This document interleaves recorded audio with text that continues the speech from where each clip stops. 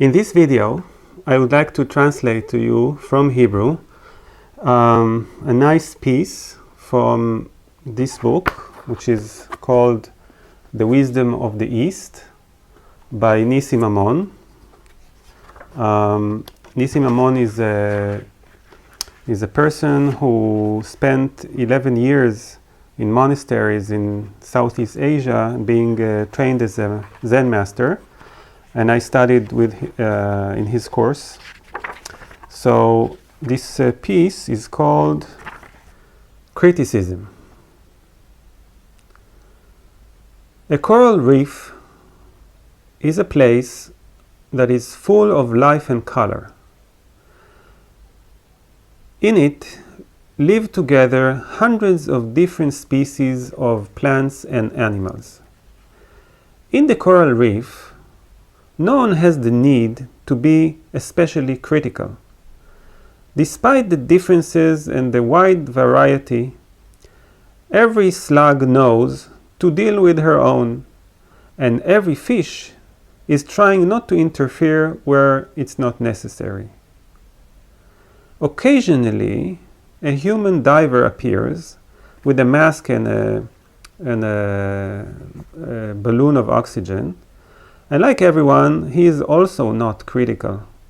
It is pleasant to the diver to be a guest in this three-dimensional visit at the bottom of the sea, to dive and simply to enjoy the richness and the beauty that nature provides. However, the situation is different in the human coral reef above the water. In it, there are also many differences and a wide variety, but for us, each of us has an opinion about everyone, and being critical is the main pastime of the human in the human reef. The human fish which sits inside his own square will always have what to say about his neighbors. This sea cucumber is an idiot. This cancer walks crookedly. These small fishes are lacking character. This silverfish is dealing with nonsense. This eel is slicky. And all the others are limited and superficial. This is how things are in the human reef, at every corner of the world. The phenomenon of being critical is so common that many see it as an advantage and nurture it constantly. 2,500 years ago, in a lecture about criticism, the Buddha said something very nice. The mistake of the other person is found very easily, and it is very tempting to point to it. But each person prefers to hide their own shortcomings, like a crooked gambler who is hiding an unlucky card. Buddha said what also Bedouins said many years ago. The camel does not see his own back. So what is my own camel back that I cannot see? That is the only question that critical people never ask. To solve this elusive mystery, we need to understand that the human camel is not able to come with criticism to his own camelback, because the criticism itself is born and comes from that same camelback that got stuck to his own back. Buddha explained it better when he said that we get addicted to the habit of listening to the critical voice within us. We contribute to enhancing the process of unending criticism. The more that this stream of thought strengthens, the more our inner happiness is getting farther and farther away from us. People like to go traveling abroad, to walk together hand in hand and feel like divers in a new coral reef.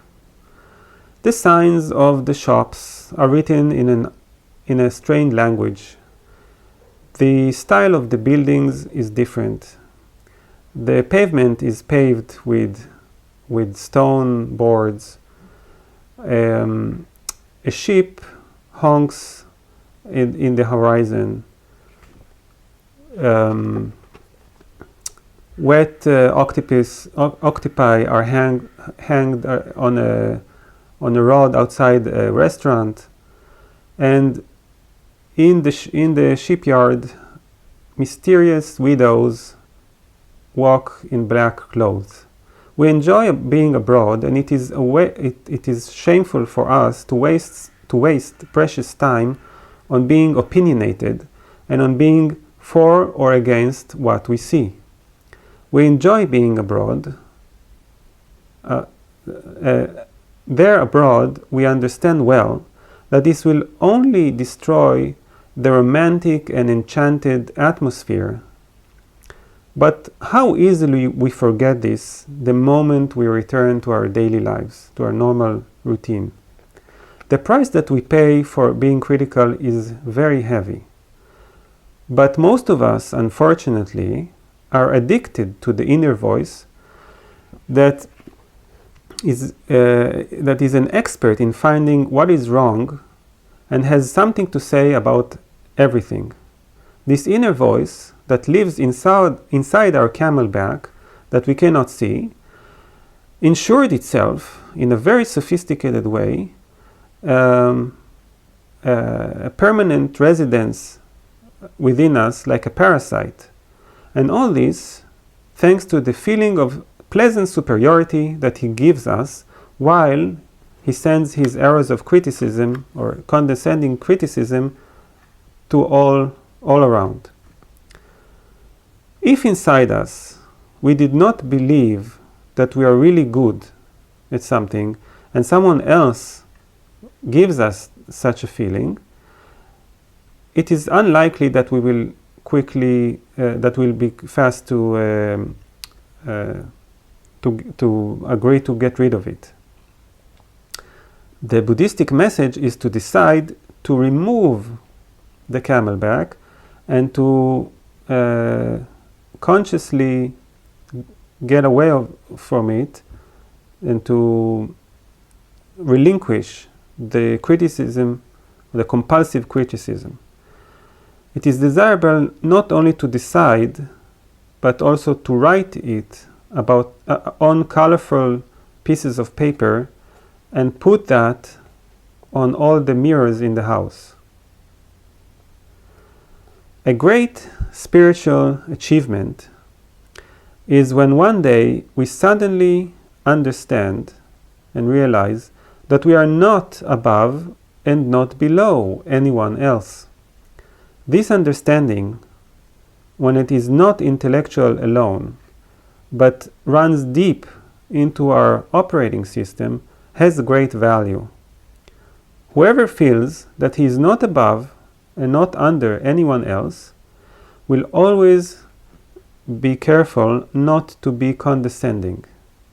Whoever knows inside that he is not inferior from anyone else will stop criticizing other people in order to feel superior to them. From moment to moment, without being judgmental, the truth that we seek becomes to be reality itself. In a warm summer night, we do not need criticism to open the window. In the fall, without being opinionated, we simply take out the winter shoes from the closet.